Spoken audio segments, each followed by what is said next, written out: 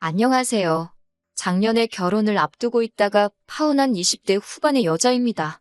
진행 중이던 소송을 얼마 전 마무리하고 이렇게 사연을 보내봅니다. 파혼한 게 자랑은 아니지만 그래도 다행스럽게 똥물에 발 담그기 전에 빠져나오게 되었네요. 남자친구하고는 2년이라는 연애 끝에 결혼 이야기가 오고 가게 되었습니다. 연애하는 동안에는 크게 문제될 일이 아니었지만 결혼 이야기가 오가게 되니 남자친구가 조금 어려워하는 모습이 보였어요. 그래서 저한테 해야 할 말이 있냐고 걱정스레 물어봤더니 남자친구는 조심스럽게 제게 사실은 자기가 부모님과 사이가 안 좋다는 이야기를 해왔습니다. 이야기를 들어보니 지방 출신인 남자친구는 대학교에 입학할 때쯤 집안 형편이 어려워지면서 남자친구에게 대학교를 포기했으면 좋겠다는 식으로 이야기를 했답니다. 남자친구는 여태까지 힘들게 공부했는데 포기하기 싫다고 해서 짐 싸들고 혼자 서울로 가출하듯 상경해버렸고요. 그러면서 자연스럽게 부모님하고 멀어지게 되었다. 결국엔 영까지 끊은 사이이고 현재도 소식도 모르고 지내고 있다. 뭐 그런 이야기를 했어요. 부모님의 지원이 하나도 없었던 것 치고는 남자친구가 학교도 괜찮은 곳을 나왔고 회사도 좋은 곳을 다니고 있었어서 참 힘든 상황에서도 자수성가 한 사람이구나라는 생각이 들었습니다. 그 사실만으로도 평소에 실없는 소리를 하거나 유치한 장난을 치면서 조금 어른스럽지 못한가도 싶었던 남자친구가 갑자기 달라 보이기도 했어요. 아무튼 그 이야기는 일단 저희 부모님께 먼저 인사드리기 전까지는 좀 더 생각해보자고 했습니다. 저희 부모님에게 남자친구를 처음 소개시킨 날에도 저희 부모님께서는 그래도 결혼은 일륜지대사인데 아무리 연을 끊다시피 살아도 결혼하는 건 말씀드려야 하는 거 아니겠냐고. 어찌되었든 저희들 결정이 가장 중요하겠지만 그래도 자식된 도리는 하는 게 당연한 거라 조언을 해주셨습니다. 그 말씀에 남자친구도 용기를 얻었다고 말했고 그렇게 저희는 남자친구의 고향으로 인사를 드리러 내려가게 되었지요. 10년이 넘는 세월 만에 부모님을 처음 만나러 가는 것 치고는 기차 안에서 남자친구는 코까지 골면서 자고 있더라고요. 긴장은 저 혼자만 하고 있는 건가 싶었습니다. 역에 도착해서 택시를 타고 예비 시부모님이 사시는 동네로 향했습니다. 가세가 기울어서 남자친구의 대학 공부조차 포기시켰어야 했다던 말과는 다르게 예비 시부모님은 딱 보기에도 비싸 보이는 좋은 곳에 살고 계셨습니다. 100% 정확한 건 아니지만 사람이 살고 있는 지역이나 아파트 브랜드만 봐도 어느 정도 형편이 어떤지는 사실 알 수 있잖아요? 지방이 개발이 되면서 브랜드 있는 신축 아파트라도 그렇게 비싼 건 아니라는 말을 들었지만 그래도 예비 시부모님이 사시는 집이 절대 서울에 비해서 엄청 저렴하거나 하는 느낌도 안 들었어요. 집 안에 있는 가구며 그런 것들도 삐까번쩍하니 좋아 보였고요. 처음엔 저희를 반겨주시니 너무 좋았습니다. 제가 아닌 누구와 결혼을 했어도 다시 재회를 했을 테지만 그래도 제 덕분에 10년 세월 다 잊고 새로 시작하게 만들어준 게 저라는 생각에 괜히 뿌듯하기까지 했지요. 남자친구도 10년이 넘는 그 세월 동안 부모님께 얼마나 죄송스러웠을까, 얼마나 보고 싶었을까 싶었고 예비 시부모님도 자식이 부모 도움 없이 대학도 나오고 좋은 회사에 들어갔으니 얼마나 장할까? 그런 마음들을 제가 감히 헤아릴 수나 있을까 생각했어요. 그런데 생각보단 남자친구도 예비 시부모님도 오랜만에 재회에도 불구하고 말을 서로 아끼더라고요. 그동안 밥은 굶지 않고 다녔냐 같은 평범한 질문이라도 물어보실 줄 알았는데 예비 시부모님은 남자친구한테 전혀 궁금한 게 없어 보였습니다.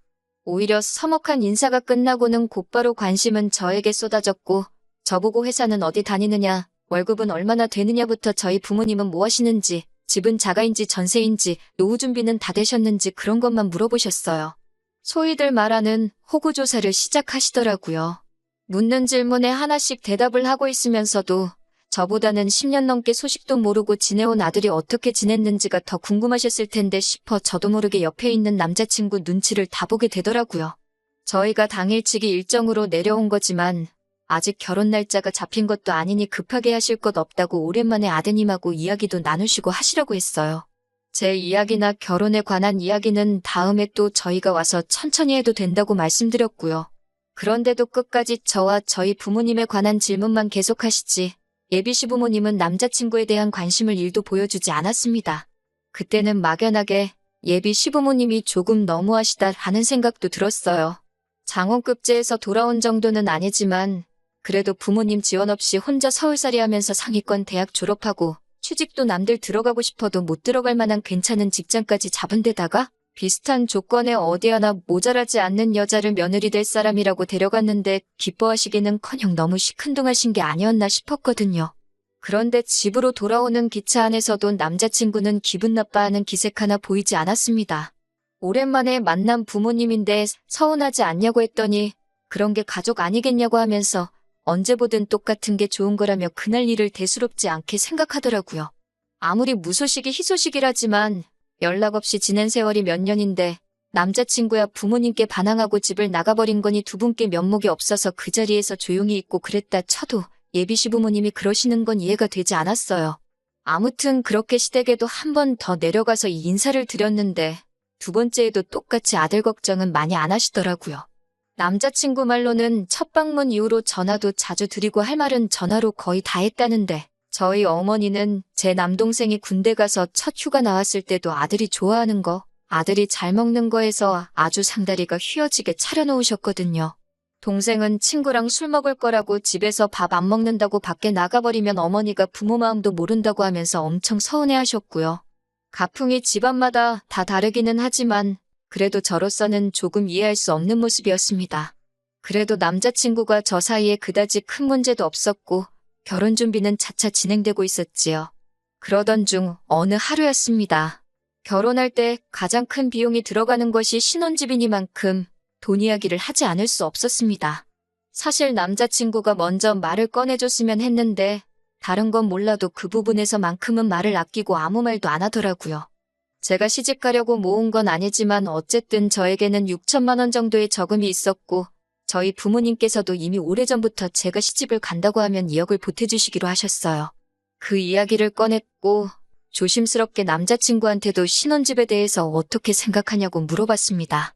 다행스럽게도 남자친구도 모아놓은 돈이 저랑 비슷했고 생각보다 훨씬 적었지만 20살 때부터 대학이고 생활비고 다 혼자 힘으로 해야 했으니 말 못할 만한 사용처가 있었을 거라 생각하고 긴 이야기는 하지 않았습니다. 둘이 모은 돈을 합치고 저희에서 도와주시는 부분의 시댁에서도 어느 정도 비슷하게 맞춰주시면 대출 없이도 신혼집을 마련할 수 있겠더라고요. 그런데 남자친구가 시댁에서 지원금을 받아오기가 조금 그렇다는 겁니다. 인사드렸을 때 필요한 게 있으면 말하라고 하셨기 때문에 예비 시부모님께서 못 도와주시는 상황은 아니구나 생각했는데 남자친구가 반대를 한 거예요. 이렇게 부모님과 다시 연락을 하게 되었는데 결혼한다고 해놓고 지원금을 달라고 하면 자기 부모님께서 저랑 자기를 뭘로 생각하겠냐고 하는 겁니다. 그게 무슨 말이냐고 물었더니 저보고 생각을 해보라고 합니다. 자기가 부모님과 연락을 끊고 산 세월이 몇 년인지나 아냐면서요. 군대 갔을 때 휴가를 나와도 자기는 갈 곳이 없어서 어디 가지도 못하고 부대 근처 찜질방에서 휴가를 보내다 왔었다고요.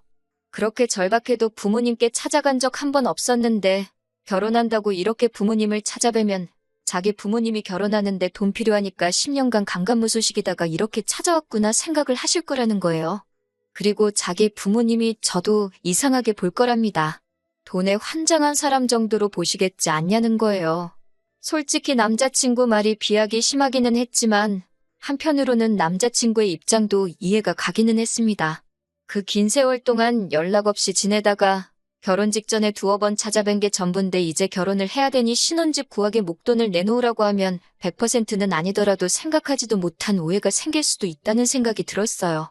하지만 또 그만큼 신혼집에 들어가는 비용이 앞으로 저희 미래에 있어서도 큰 비중을 차지하고 영향력이 있을 테니 계산기를 두드려 봐야만 했습니다. 솔직히 남자친구 직장이나 제 직장이 좋은 곳이라서 대출을 받는다 치면 예비시댁 쪽에 지원이 없더라도 충분히 시작을 할 수 있는 계산이 섰어요. 당장 이자로 돈이 더 빠져나가겠지만 남자친구나 남자친구의 부모님에게 평생에 남을 상처를 줄 수도 있다는 생각을 하니 그 돈을 받아도 받는 게 아니겠구나 하는 생각이 들더라고요. 대신 저도 여태껏 부모님 도움 없이도 저렇게 자리를 잡은 남자친구를 봐서 큰 결심을 하나 하게 되었습니다. 부모님께 지원받기로 했던 2억을 포기하기로 한 거예요. 이미 여태까지 제 뒷바라지 해주시고 대학 공부며 자취생활비며 여러 가지 비용을 다 내주셨기에 이미 제가 충분히 받을 만큼 받은 게 아닌가 하는 생각이 들었어요. 남자친구처럼 아무 도움 없이도 자리 잡는 사람이 있는데 저도 언제까지 계속 부모님 품에서 지원받고 부모님께 기대고 살 수만은 없다는 생각이 들었습니다. 그래서 부모님께 먼저 결혼식 할 때 해주시기로 한 돈은 안 받는다고 말씀드렸어요. 부모님께서는 이미 당신들 노후 준비도 다 되어 있고 애초에 저랑 동생 결혼할 때 똑같이 해주려고 따로 만들어 놓은 돈이니까 부담 갖지 말라고 하셨지만 거절했습니다. 저희 부모님께서는 저를 몇 번이나 더 설득하셨지만 결국 알겠다고 하셨고 대신 나중에라도 저희가 힘들면 언제라도 그 돈은 제 거나 마찬가지니 말을 하라고 하셨어요. 하시는 말씀이 나중에 시부모님 되실 분들도 남편하고 완전히 화해를 하고 마음을 열면 그때라도 혹시 말을 먼저 꺼내지 않아도 주시지 않겠냐고 하면서 그렇게 된다면 저희 부모님도 그때는 제가 달란 말 없이도 그냥 주겠다고 하시면서요. 그 돈이 없으면 이자가 얼마나 들어가고 계산기 두드리면서 걱정했는데 오히려 이렇게 한번 질러놓고 보니 마음이 후련하더라고요. 그리고 이 사실을 남자친구에게 가서도 말했습니다. 남자친구도 저한테 잘했다고 말해줄 줄 알았는데 굉장히 기분 나빠하더라고요. 그렇다고 주신다는 돈을 안 받으면 어떡하냐고요. 그러니 그때부터는 저도 살짝 기분이 나빠지기 시작했습니다. 남자친구는 자기 부모님 도움 없이 잘한 걸 놀리는 거냐고 저보고 배가 불러서 똥인지 된장인지도 구분을 못한다고 성질을 부리더라고요. 남자친구 말이 이해가 안 되는 건 아니었지만 저도 똑같이 자식이고 어차피 남자친구도 한 푼도 지원 못 받을 거. 저랑 남자친구랑 모아놓은 금액이 똑같은 김에 반반 결혼하고 둘이 아무 도움도 받지 않고 시작해보자는데 그걸 그렇게 기분 나쁘게 받아들일 필요가 있나 싶었어요. 그래도 제 고집을 어떻게 이겼겠어요. 남자친구도 결국에는 백기를 들고 제가 하고 싶은 대로 하자고 하게 되었지요. 아무튼 그 이후로 남자친구와 서로 회사를 통해서 대출을 받기로 했어요. 남자친구가 받아오는 대출이 늦어져서 일단 급한 대로 제 대출금과 저희 부모님이 주시기로 했던 그 돈을 합쳐서 아파트를 구하게 되었고요. 신혼집도 해결됐고 이젠 정말 결혼식만 앞두고 있는 상황이었습니다. 그런데 남자친구가 난데없이 한 번도 나누지 않았던 이야기를 꺼내는 거 아니겠어요? 정말 상상도 하지 못한 이야기에 어이가 없어서 결혼에 대해서 한 번 더 심각하게 고민을 해야 하는 것까지 생각을 했었습니다.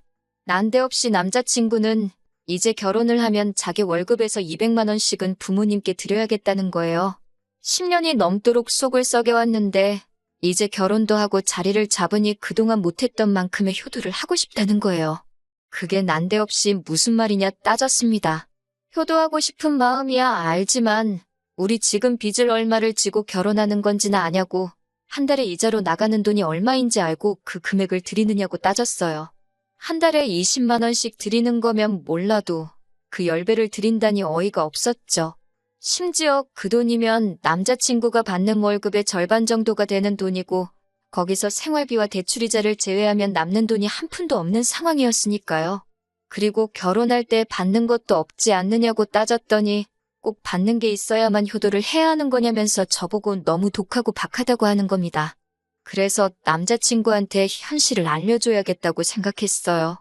당신이 당신 부모님께 그 돈을 꼭 줘야겠다면 나도 같은 액수를 부모님께 드리겠다고 말했습니다. 진짜로 드릴 생각이 있던 건 아니고 남자친구가 실제로 저희가 둘이 합쳐 한 달에 정확하게 얼마를 버는지를 알고 대출이자나 여러 가지 고정적으로 나가게 되는 지출이 얼마고 생활비와 적금으로 나갈 돈 얼마에서 총 얼마가 남는지 알려주고 싶었어요. 그리고 그걸 알려줌으로 인해서 자기가 지금 부모님께 돈을 드리겠다는 게 얼마나 어이없는 말인지 알려주려고 했던 겁니다. 그런데 남자친구는 어이가 없다는 듯한 표정으로 제가 저희 부모님한테 돈을 주는 게 말이나 되냐는 겁니다. 너가 주는 건 되고 내가 주는 건 안 되냐 했더니 저희 부모님이 지원해 주시기로 했던 돈 2억을 안 받기로 했으니 따지고 보면 우리가 저희 부모님한테 2억을 드린 거나 마찬가지인 셈 아니냐고 하더군요. 무슨 그런 어이가 없는 계산법이 있냐고 따지니 안 되겠다 싶었는지 자기가 부모님과 10년 넘도록 연을 끊고 살았고 어쩌고 저쩌고 하면서 정에 호소를 하더라고요. 계속 이야기해봐야 답도 나오지 않을 것 같고 해서 남자친구한테 생각 좀 해보겠다고 말하고 집에 돌아왔습니다.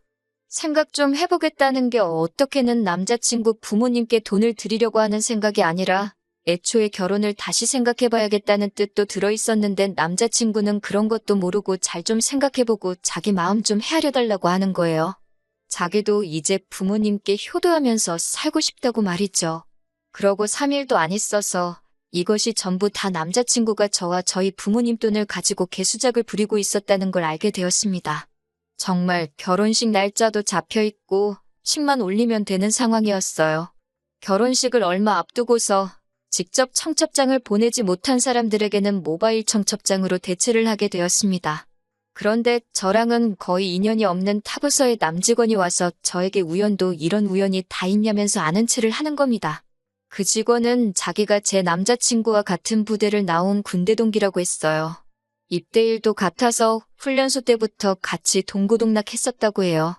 전역 후에도 친구처럼 지낼 줄 알았는데 전역하고 나서는 연락이 거짓말처럼 끊어졌어서 영영 못 보는가 싶어 서운했었다는데 이렇게 동료 직원의 남편이 되게 되었다니 아무래도 자기들은 인연이 맞는가 보다라면서 결혼식에 꼭 참석하겠다고 하더라고요. 그런 인연인 줄은 또 몰랐다고 저도 신기해하고 있는데 그 직원이 결혼식에 가면 오랜만에 제 남자친구 부모님도 뵙겠다. 다른 군대 동기들한테도 연락 한번 해보겠다고 하는 겁니다. 자연스럽게 대화가 넘어가다가 갑자기 남자친구 부모님 이야기가 나왔다는 걸 눈치채고 뭔가 낌새가 이상해서 그게 무슨 말이냐고 물어봤어요. 그리고 그 동료 직원의 말에 저는 경악을 금치 않을 수 없었습니다. 동료 직원이 하는 말이 남자친구 부모님, 특히 어머님이 엄청 극성이셔서 자대 배치 받고 나서는 거의 한 달에 2번은 남자친구 면회를 오셨다고 설명하더군요. 온 김에 아들 잘 부탁한다고 군대 선임들이며 동기들한테도 짜장면 한 그릇씩 사주시고 그랬답니다. 휴가 나오는 날에도 부대 앞까지 찾아오셔서 기다리고 계셨다고 해요. 남자친구 고향이 바다가 가까운 곳이라서 휴가를 맞춰 나와가지고 동기들끼리 바다에서 놀고 그랬던 추억이 있다고 합니다. 그래서 그 동료 직원도 전역 이후에도 당연히 오래 알고 지낼 거라고 생각했는데 연락이 끊기게 되어서 아쉬웠다고 말하는 거였고요. 그런데 말이 맞지가 않았습니다.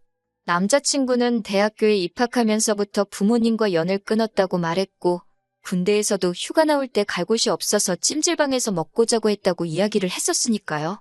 그래서 제가 다른 사람하고 착각한 거 아니냐까지 물어봤는데 그 동료 직원이 자기 사진첩에 그때 찍은 사진이 있으니까 집에 가서 저한테 보내준다고까지 하는 거였어요. 그날 저녁에 동료 직원이 보내준 사진을 확인했을 때 사진 안에 정확하게 남자친구와 동료 직원 그리고 예비 시부모님까지 전부 다 사진 속에 세상 다정한 모습으로 있더군요.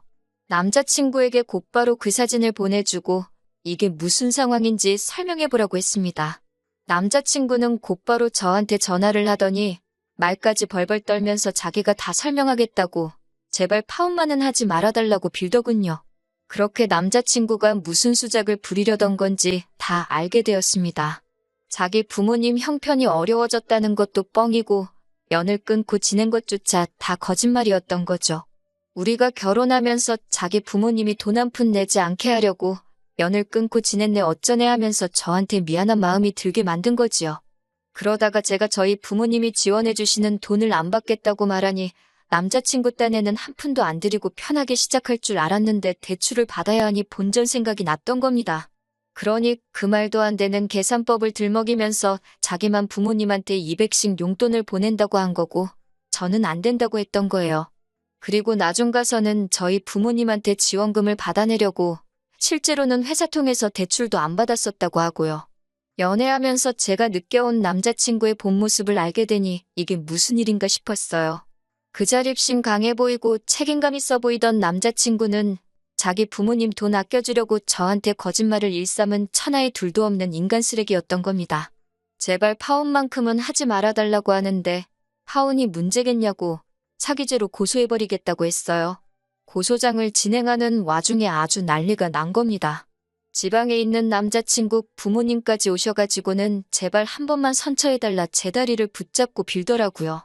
하지만 그때는 배신감에 치가 떨려서 그대로 고소를 진행했습니다.